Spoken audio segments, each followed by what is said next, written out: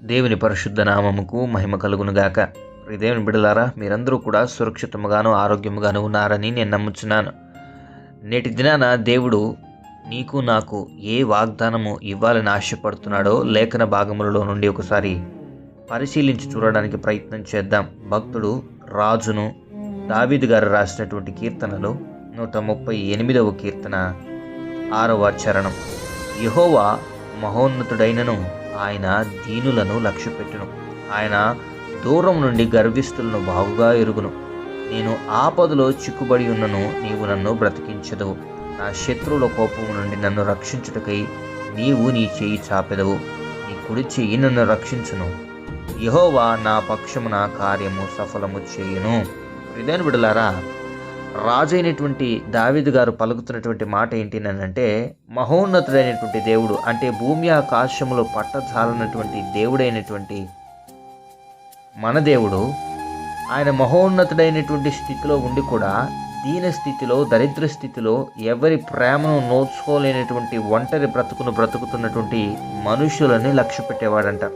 ఆయన దూరము నుండే నీ పక్షాన గర్వముగా ప్రవర్తించిన వారు, గర్వముగా నడుస్తున్నటువంటి వారిని బహుగా ఎరిగినటువంటి స్థితిలో ఉన్న దేవుడంట.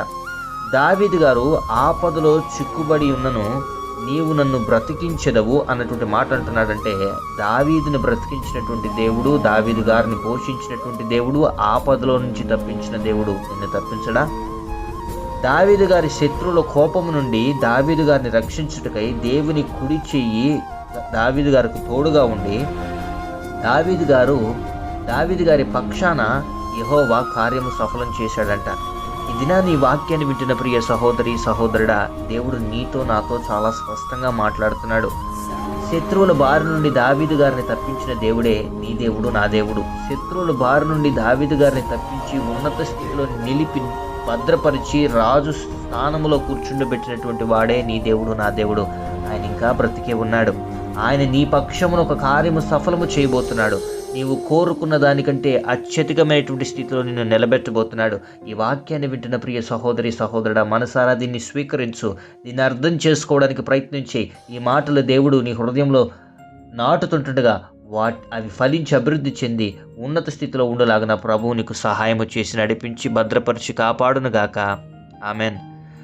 ప్రార్థన. ప్రేమ కలిగిన నాయన, జీవము కలిగిన తండ్రి, నీకు వందనాలు. ఎంతమంది బిడ్డలు ఈ వాగ్దానాన్ని విన్నారో ఆ బిడ్డల జీవితంలో ఇది ఫలించులాగా నేను ప్రార్థన చేస్తుండగా బిడ్డలకున్న ప్రతి కష్టముల నుండి విడుదల కలిగించి సర్వ సమృద్ధిని అనుగ్రహించమని, సకల బాధల నుండి తప్పించమని యేసు నామములో ప్రార్థిస్తున్నాము తండ్రి. Amen, amen, amen. Praise the Lord. May God bless you all.